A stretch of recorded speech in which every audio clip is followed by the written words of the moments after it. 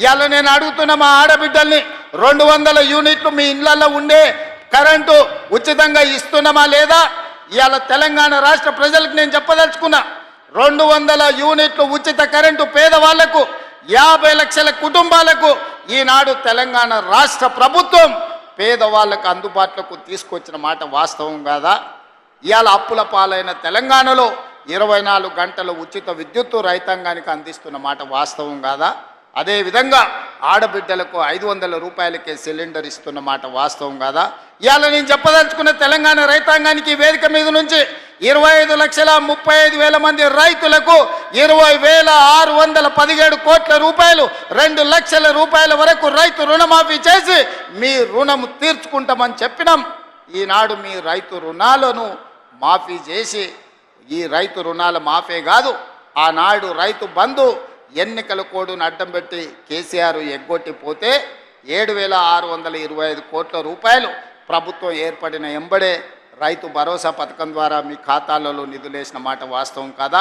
ఈ రకంగా చెప్పుకుంటూ పోతే తెలంగాణ ఉద్యమంలో ఉన్న నిరుద్యోగ యువకులకు 57,924 ప్రభుత్వ ఉద్యోగాలను మొదటి 10 నెలల్లోనే నియామకాలు అందించి నిరుద్యోగ సమస్యను తెలంగాణ రాష్ట్ర పొలిమేర్లు దాటే వరకు తరిమిన మాట వాస్తవం కాదా? గత 10 రోజుల నుంచి ఈనాడు పాత్రికేయ మిత్రులను నేను అడగదలుచుకున్నా, హైదరాబాద్లో మీ ఇండ్ల పట్టాలకు భూములు ఇస్తే 10 ఏళ్ళ పట్టాల సర్టిఫికెట్లు మీకు చంద్రశేఖరరావు ఇయ్యలే.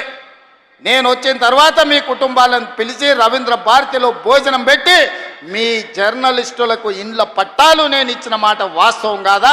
10 ఏళ్ళు చంద్రశేఖరరావు మీకు అన్యాయం చేస్తే మీకు ఇండ్ల పట్టాలు ఇచ్చింది ఈ ప్రభుత్వం కాదా అని నేను అడుగుతున్నా.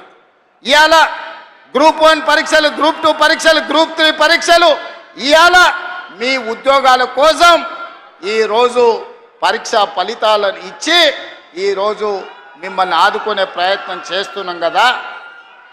అందుకే ఒక్క నిమిషం ఉండండి, చూసిన దించండి.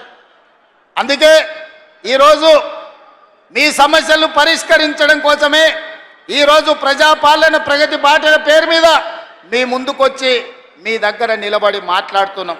ఈరోజు నిరుద్యోగ సమస్యనే కాదు, మీ విద్యకు సంబంధించి టీచర్ల ప్రమోషన్లు 11,000 మంది ఈరోజు టీచర్ల నియామకాలు చేపట్టి పేదలకు విద్యను అందుబాటులోకి తీసుకురావాలని ప్రభుత్వం చేస్తున్న ప్రయత్నం నిజం కాదా అని నేను మిమ్మల్ని అడుగుతున్నాను.